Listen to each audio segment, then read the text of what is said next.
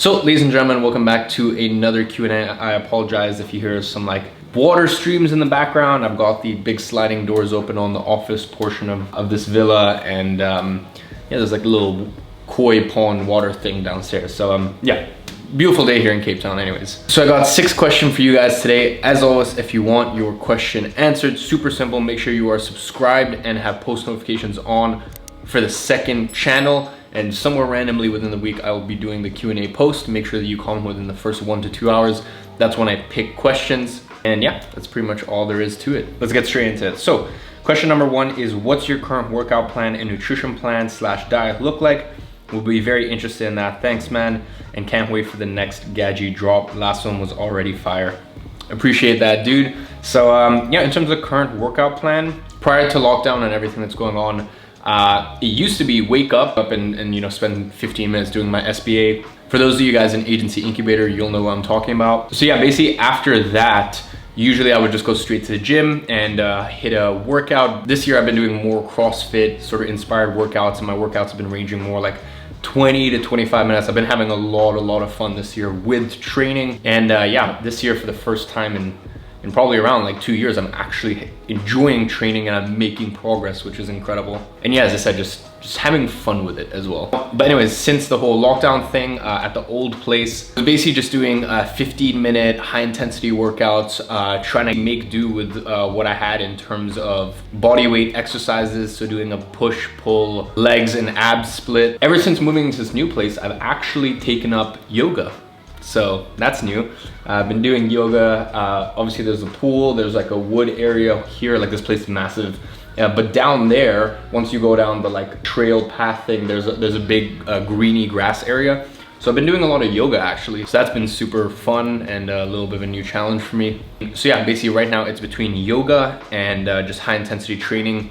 From tomorrow, or at least the time that I'm recording this, here in South Africa, you can now leave to exercise at any point in the day. You still need to wear a mask if you're going on a run or a walk, which is to me just like the most absurd thing ever. You know, I think everyone can put their opinion of what they make of the whole corona pandemic and stuff aside, you know, without even getting too political or conspiratorial.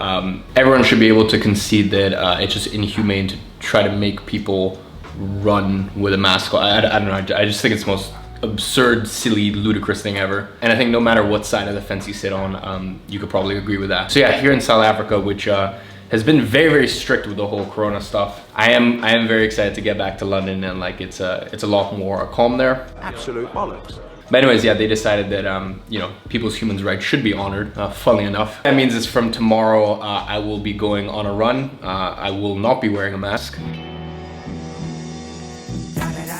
But I still have to have like, I've been trying to get one of those like a neck things, like you know, almost those like a neck warmer, so that way like if police is around, at least I can like put it up. But I'll just be putting like a mask in like my pocket or whatever. Anyways, that's a very drawn out way for me to say in June I'm gonna be doing basically only running. I'm gonna make it that's gonna be my new thing for June, is running until I can get back to London. And then when I get back to London, as many of you guys I've mentioned before, I've hired a professional boxer for anywhere from 4 to 6 weeks, and he's gonna be training me 3 times a week. Yes. Beauty of that is obviously he owns his own gym, so you know, I'm not, it doesn't matter what legislation is in the UK surrounding gyms, I will have an entire gym to myself because luckily he owns it. So yeah, that is from a training perspective. To be honest, I'm just trying to make do until I can get back to London, until I'm go up to Manchester for 4 to 6 weeks, and you know, I kind of get back into proper weightlifting and proper training. From a nutrition aspect, I know that it can be very hard. I know a lot of people right now are probably struggling with their nutrition. For me, nutrition wise, in London, I have my meal delivery service that every day it delivers my 2 meals. It's super expensive, but it's also just the best quality I could find and like the best service I could find. It's around like £35 a day, which I think is like $45 a day.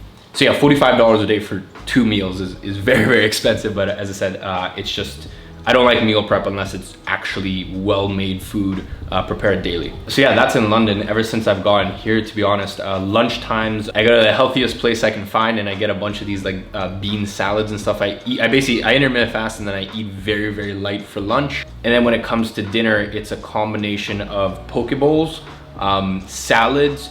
There's a place called Conscious Kitchen that I order every single day. I have 2 kombuchas, one green juice, one purple juice, one turmeric and ginger shot, and then one maca root and collagen shot. So anyways, I drink a lot of green juice and whatnot. But yeah, so it's a combination of that. From Conscious Kitchen, I usually get they have a bunch of good like vegan options and whatnot. So it's either those three or a Nando's.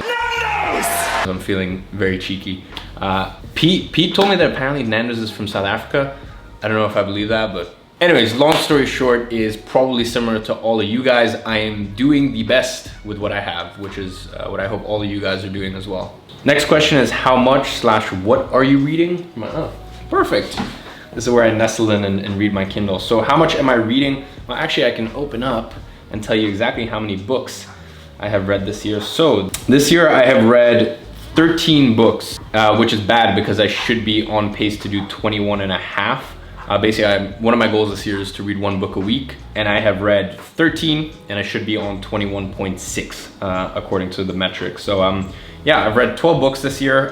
What have I read? Let me open up my most recents. So some of my most recents are Fanatical Prospecting, Billions to Bust and Back, The Big Debt Crisis, Ray Dalio, Elements of Eloquence, Relentless, Tim Grover. I finally got around to reading that book after years and years of looking at it and just being like this is just the quintessence of everything that's wrong with self-help, where people will tell other people what to do but not how to do it. I feel as though if you're a high performer and you read that book, it's an amazing book. There's lots of principles you can take from it. If you're not a high performer, I feel as though it will leave you very perplexed because it doesn't give you much as to what to actually do. It's just like work hard. Like what is it? Cleaner, closer, and something else. It's the 3 C's. But basically, you know, I think it's I think if you're someone who, as I said, is already a high performer, it's a great book because it gives you a kick. You know, you don't need to be coddled. You can extrapolate some nuggets from it. Whereas, as I said, if you're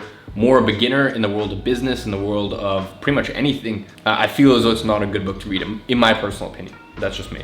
Let's see, what else do we have in here? Imagined Communities, Benedict Anderson. Reason I'm flicking through is because there's a lot that I reread or I end up coming back to, so bump those to the most recent on my Kindle. And Essentialism. So yeah, those are just some of 13 books, which is not good enough. I should be on track to be reading more. So yeah, it's 13 books so far this year. And by the way, the date is the 31st of May when I'm recording this. Next question is, how do you find and hire great talent? That is a good question. How do you find great talent? That's one thing. How do you actually attract and hire them? That's a totally different thing. So how do you find them? It totally depends on what you're looking for. For example, if you're looking for an appointment setter, your friends could be appointment setter. Like there's certain things. Appointment setter, once you learn the framework, it doesn't take much. You know, truly, I believe that anyone could be an appointment setter or do prospecting. Sales takes more skill, in my opinion. And then above that is, say, something like service delivery, where someone is an SEO expert, a web development expert, a Facebook advertising expert. You know, those actually, like, you need to be proficient at those things. So yeah, anyways, long story short, how do you find them? It totally depends on what role you're looking for. But honestly, a combination of social media and your own immediate network, Facebook groups. There's actually specific like Reddit job boards. Also, if you look at Reddit forums for different things, like for example, there's performance marketing Reddit threads, and you can see the people that are posting on there. And from the people that are posting on there, you can actually reach out to them and see their life situation, etc., etc. Super easy one to look at is Upwork, because they're used to working on sort of a freelance basis, and you can find people who they initially start working as a contractor, and then eventually you can kind of bring them on and groom them to be a full-time employee. So that's how you find them. How do you actually hire and attract great talent? First of all, you have to pay them well, but especially what I found, now I'm at a point where my team is almost 10 people, which is scary to me, between GrowYourAgency and IAG Media. And for IAG Media, literally 3 days ago, I just made the offer for our new performance marketer. So yeah, I had 150 applicants from there, took it down to 45 interviews. And then from there, we brought it to 7 people who we looked at, and we were like, okay, these could be a good fit. From there, we gave them basically almost like this treasure hunt challenge. And from there, I did a final interview with 3 people and ended up hiring one, who's Luis, who's our new hire. So look, yes, you do need to pay well, but at the end of the day, like, great people want to work for great companies. And the caliber of talent that I can hire at this point is so much higher than what I could do 2 years ago. And that's because both GrowYourAgency.com as well as IAG Media, like, my companies have gone better. People are aware of the company culture that I have. People want to work for us because let's say for GrowYourAgency.com, like they know the mission. Like it's a, you know, when I'm hiring for GrowYourAgency.com, they're not thinking like, oh great, I'm just making some asshole rich, because first of all, like I have an open book policy at my company. Like my team is aware that at GrowYourAgency, we only have 25 to 35% margins, and it's very stressful. And for the next couple of years, I don't think we're gonna make any profit because of something that we're working on this year. So there's that. So for them, it's not like, oh, I'm gonna make this asshole rich type of thing. They're like, oh, the mission is to reform the education system. Like that is a very compelling mission. For IAG Media, yes, I guess the thought could be, oh, I'm just making this asshole rich, because to be honest, you know, my team is. But at the end of the day, that comes down to company culture, and it comes down to like, with the agency, we work with incredible clients. It's challenging. There's no real bureaucracy, there's no hierarchy. We're a team, and we're a bunch of nerds, and we like to work with amazing clients and get them amazing results. And yeah, I don't know, I guess it's just all based around the company culture. So my point is, the most important things you can do are obviously pay well. Apart from that is have a compelling mission or have a compelling company culture. And the last thing that I've really found is let people have more responsibility than they want, because I found like great talent wants to do more than their job role. There's no one in my team who does just what's stipulated of them. Like literally no one in my team does just their job. They take on extra role, they take on extra responsibility. And I've found, and it's been shocking to me, the more and more I've almost pushed the extreme of this, my team wants to do more. You know what I mean? Like none of my team wants the entrepreneurial burden, but they have the entrepreneurial spirit, if that makes sense. And I guess what I mean by that is my team, for example, for GrowYourAgency.com, they don't want to have 60, 70, 80,000 pounds a month in expenses. Who does? Who wants to go to sleep at night knowing that they have that as their cost for a business? My team doesn't want to deal with all the stress of being in the public eye in this really small, weird niche, but still, nonetheless, like being in the public eye, dealing with social media, dealing with a team of now 7 for the education company. You know, like they don't really want that. And then for the agency, at the end of the day, it comes down to like, do you really want the constant stress of like bringing on clients, bring on a team, managing that team? Like I know what it's like in 48 hours to lose 25,000 pounds in retainers. Oh, okay, goddamn. It happened last year, end of March. I had 3 clients tell me that they were bringing it in-house within the space of 48 hours, which especially stung because all 3 of those clients we were getting ridiculous, not even like good results for, like incredible results for. And I guess my team was there to see what that's like. You know, that's 25,000 out of my own pocket. You know, I still got those fixed expenses for my agency. Yes, they're not a lot, but nonetheless, like that was 25,000 pounds, just bottom line, gone in 48 hours. So yeah, for me, when it comes to hiring great talent, you gotta pay them well. They gotta love the company culture, and good people want to do more. Like genuinely from the bottom of my heart, I have found that out. It's good people really, they want to be challenged. It's not about the money for them, although you do still have to pay them well. It's about it's just about the challenge. Like it's for the love of the game. Like that's what I always tell all my clients. It's like, you know, at the agency, we have a love for the game. We have a love for the sport. And I think, you know, you'll find out that you have a good team when like constantly, my team comes to me and they're like, oh, this weekend, you know, I was actually just sat down having a coffee and I realized, and I thought about it, and I think we should do this. Like when your team is making suggestions for how to move the business forward, that's how you know that they're actually invested. So yeah, on to the next question. Do you think hardships you went through as a child shaped you to be the person you are today? 100%. I had this super weird childhood. I'm sure some of you guys, or maybe most of you guys know, where like I lived in a really weird purgatory where like I went to private school, but me and my mom were on government benefits. We were like, my mom was bouncing around between being on government benefits. She worked at the NHS. She was actually a receptionist at the Chelsea and Westminster Hospital for a bit. She also worked in retail for a bit. Like I had this really weird childhood where like I always saw money, like money was around me because of the private school that I went to and the friends I had. And it was just like, for those of you guys that know, like, I don't need to explain the situation. For those of you guys that don't know my childhood, like, it was a weird upbringing, weird childhood. And as I said, how I managed to get to private school was a weird thing. And like, but at home, like, I remember for the last 3 years of being in that property, you know, my childhood home, there was no warm water, there was no heating, and there was no internet. So it was just, as I said, it was a very weird upbringing. But anyway, the reason I say this is because I had the most blessed upbringing ever, because I never thought that like being wealthy was out of reach because I was like, my friends' parents were wealthy. Like it was around me, but then I would come home and you know, me and my mom were totally broke and there was no heating for the last 3 years of my childhood home. So it's like you see that it's there and it's possible. Like I didn't have those limiting beliefs around it, but you also don't have it yourself. You know, so I had that, because it can kind of go one of either way. In my opinion, I always hear people say like, oh, you know, he grew up in a wealthy family. Like, you know, so of course he's successful, or it was easier for him. This is just my respectful opinion. I think if you grow up in a wealthier family, it is harder for you to be self-made successful, in my opinion, because you just don't have that fire under your ass. You don't, you know, I saw it growing up in a private school, you know, because it's so hard to be self-made successful.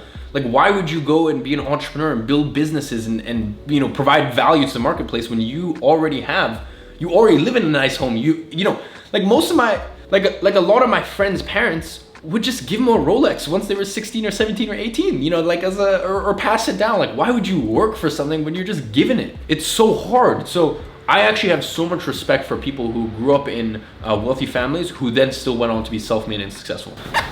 Like genuinely, in my opinion, that's more difficult. But yeah, so the reason I say that is because I think I had the perfect blend of like seeing that it was possible, but then having that, because you know, in life you do things out of inspiration or desperation. And when you're in, you know, when you're 14, 15, 16, 17, 18, 19, 20, like when you're young, it's hard to be, to have this idea around like self-actualization. Like I'm gonna be the best version of myself. It's, you know, normally you need some sort of external motivation to get you going. And as I said, for me, it was like, I am acutely aware that my mom and I are in an abysmal financial situation.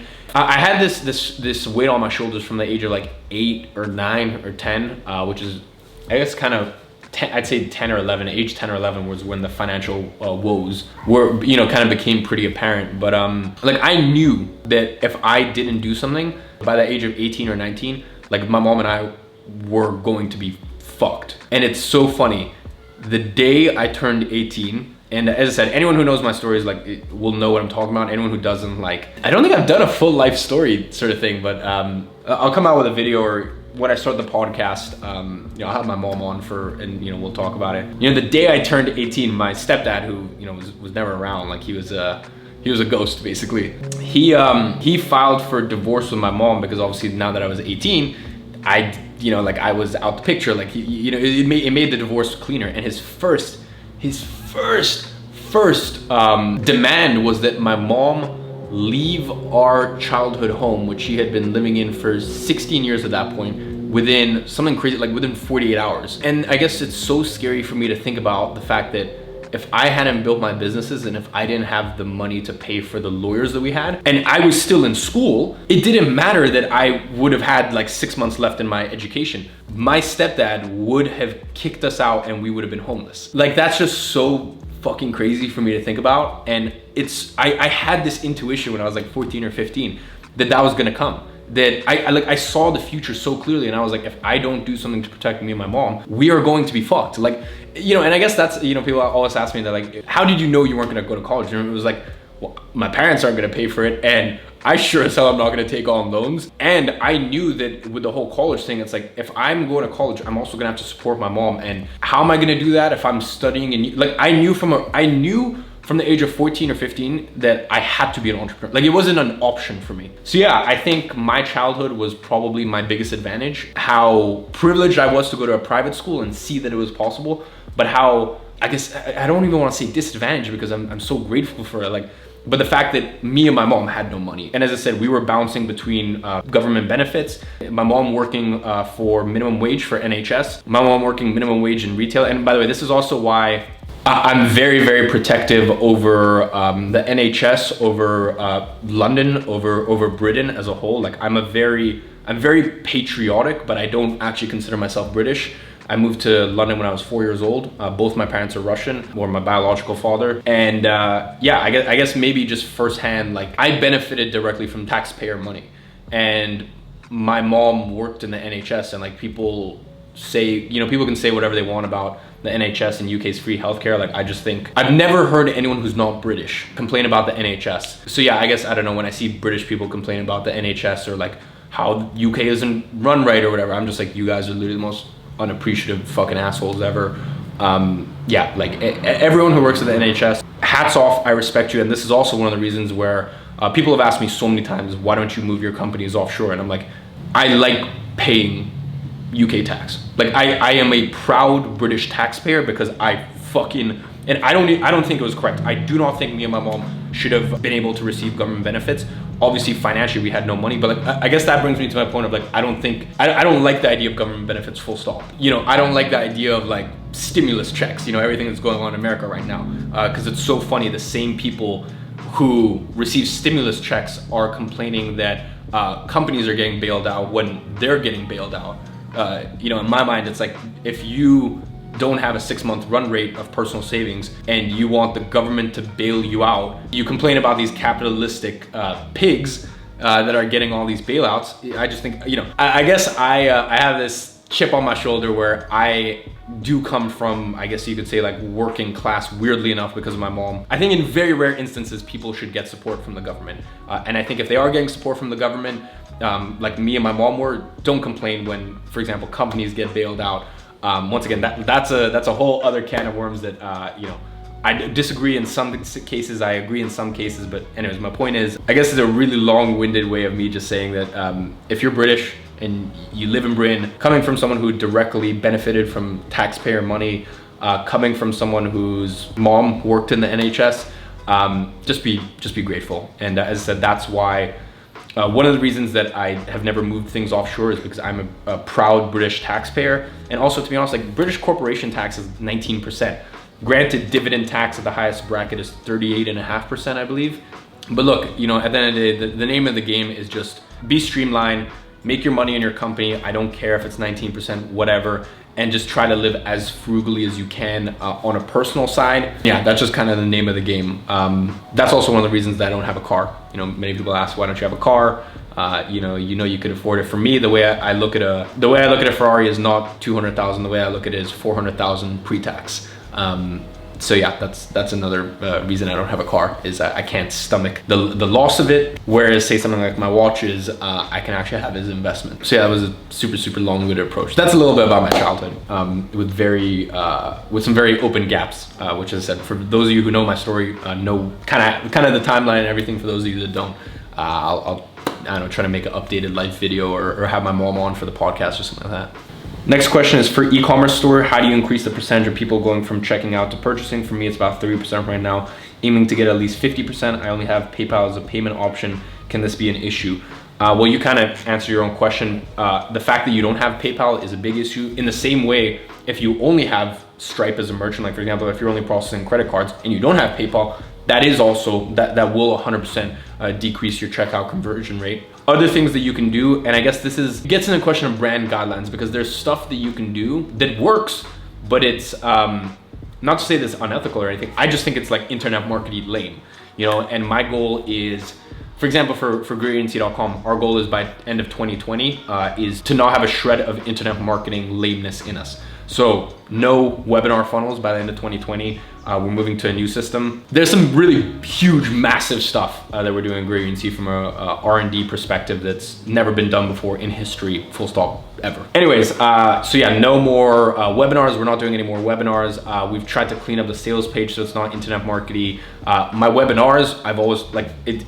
They're free trainings, and I've literally at the beginning say, this is not live. This is pre-recorded, so I can give you guys the best experience as possible. Right now with our free training, we've got a countdown sequence. I want to remove that. Basically, like any shroud of internet marketing, whatever, I just want to remove from GrowYourAgency by the end of 2020. No value stack, I want to remove any of that. Like we've already removed, I'd say 50% of the internet marketing BS stuff, any countdown timers, this, that. You know, we have a very professional brand, a very professional sales page, we like to do things in a professional way, but there's still 50% of stuff that unfortunately works, but we just don't feel aligns with our brand anymore. So yeah, as I said, by the end of the year, there's gonna be no webinars. But then again, I'd say maybe still a free training. It's just like the value stack at the end, like I'll just fuck all that. Any sort of, we don't have any free plus shipping funnels, any of that bullshit. As I said, our sales page now has been cleaned up a lot. It's very professional. I don't think there's anything to internet marketing on there. I don't know, just as I said, like I guess the reason I bring this up is there's stuff that works. For example, like I could have a tool called Proof on my sales page. I just think it's internet marketing, and we're trying to move away from that this year. So yeah, my point is definitely you need to have Stripe as a payment processor so they can process using cards. You can use something like Proof because obviously that gives a lot of social proof, and that 100% will help conversions. The other thing you can do is, to be honest, you can just have a countdown timer for 7 minutes, and that's it. Like just having a timer there's been so many studies done on what that does for conversion. It's nuts. So yeah, Proof, countdown timer. Obviously you want to have your actual physical card on there. And then depending on the brand and stuff like that, you can have some testimonials and whatnot on the checkout page as well. It all kind of comes down to brand guidelines, to be honest, and what does a brand represent. You know, for Gadzhi, we can do a lot of internet marketing stuff, but I just don't want to, because yeah, I want to make Gadzhi like a real brand. Like that's the goal for the next 12 months, is to get it to 7-figure a year brand. And we're not doing any cold advertising. We're actually going to be using influencers to grow the brand. And actually just brought on, she's starting in September. Half my assistant, half influencer manager, the PR manager for Gadzhi. So anyways, 100% offer card. The other two things I said, the Proof and the countdown timer, and also some testimonials depending on what product it is on the checkout page. Those will help. It's just a matter of like, is it congruent with the brand? Next and final question is how many pieces of clothing will there be in season 2? So for season 2, which by the way is called the From Darkness Comes Light collection, basically because of the messaging and everything that's going on in the world right now, that's the DNA of this next line. You know, we've got the This Too Shall Pass t-shirt. We've got the Marginal Gains t-shirt. We've got the Private Victories t-shirt.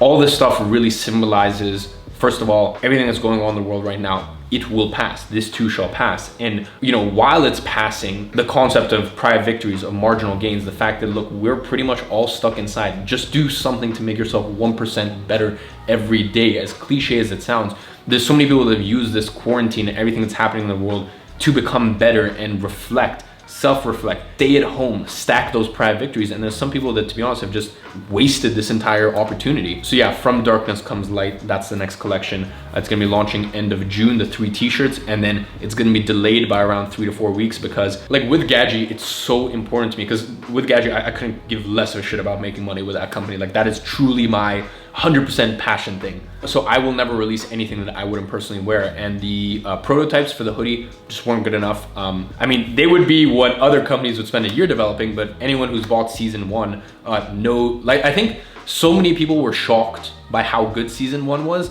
The marbling effect, the hoodie, the quality of it. You guys know that I'm no stranger to spending, you know, 400 pounds on no label shoes. You guys know that I'm no stranger to spending 1,500 pounds at Loro Piana on a turtleneck with no branding. Like for me, I care a lot about quality, not hype. So when it comes to the clothing line, the quality has to be A1. The quality has to be better than what I'd spend, 800 pounds at some other designer, no label brand. And I truly mean that. So it was very entertaining for me to see how many people were so shocked by the quality of season 1 and the finishing and the packaging and everything that came with it.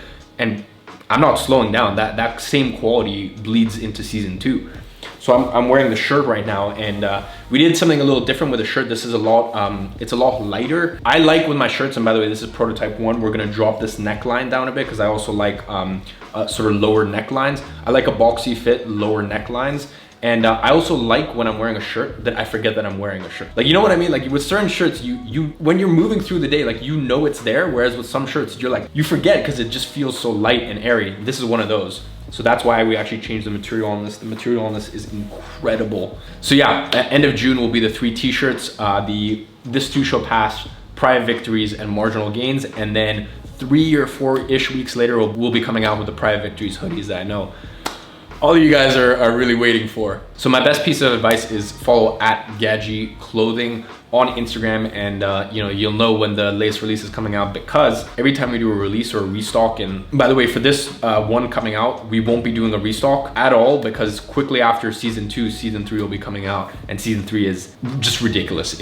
I'm so excited for it. But anyways, there's actually only 150 pieces per. And as I said, usually we do restocks. This time I'm not doing any restocks. So yeah, long story short is that of each piece, there's only 150, so not many at all. And they will 100% sell out almost immediately. Like I've had so many people be like, when is the Pride of Victory coming back in stock? And in my mind, I'm just like, it was available. I told you that it would sell out. So did you not believe me? Like, did you think it was some sort of like scarcity thing or something? Like I've told you, we are doing a season model with Gadzhi. So once it's gone, it's gone. So anyways, long story short, I would pick it up as soon as it comes out. I'm so excited to launch. I'm so excited to take the brand to 7 figures rev.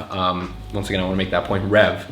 In the next 12 months. Just do some really cool shit, build a proper brand, and that's kind of why I chose Gadzhi. It's like, as it currently stands, if you wear the shirt, you know of me. But it's funny, like even my mom, she's like, Iman, like why does it not say your name anywhere? And I'm like, because I wouldn't wear a shirt with someone else's name on it. Like that's why I'm telling you guys, like I would never put out anything that I wouldn't wear personally. And you guys know I'm very particular with my style and sort of fashion and whatnot. And that's why nowhere on the shirt does it say Gadzhi, because I wouldn't wear that. But my point is, as it currently stands right now, Gadzhi is still associated to me. But with the name Gadzhi, I mean, Gadzhi is kind of the same as like Gucci or Burberry or Rolex. It's you know, first of all, it's 5 letters. I'm an idiot. No, it's not. No, I'm an idiot. It's 6 letters. Anyway, it's kind of like 5 to 6 letters from. They've done research on this. Like Rolex wasn't. They specifically made Rolex 5 letters because they knew, like if you look at like Rolex, like Apple, Gucci, as I said, it seems like the best brands out there are all sort of 5 or 6 letters. But anyways, long story short, you know, a year or 2 down the line, I want someone to come up to me and be like, or come up to anyone wearing it and be like, yo, that's a super dope hoodie, or that's a super dope, like we're coming out with a bunch of really awesome stuff. You guys, I think you guys may know about the blue light blockers. I'm actually coming out with a card holder because anyone who has a traditional wallet is just not gonna get laid. If you don't have a card holder, you don't know what you're doing. Anyways, all jokes aside, I want someone to come up, be like, oh, where's that from? And then for the person to be like, oh, it's Gadzhi. And they're like, in their mind, it's a standalone brand. It sounds like it could be a high fashion label or something like that. So yeah, that's kind of where I want to go with brand. Anyways, guys, I hope you have enjoyed this Q&A. I think it's been a little bit of a longer one. As always, if you want to get your questions answered, all you have to do is just turn on post notifications and you'll get notified when I'm asking the questions. And yeah, hope you guys enjoyed. Make sure you smash the like button and I'll see you in the next one.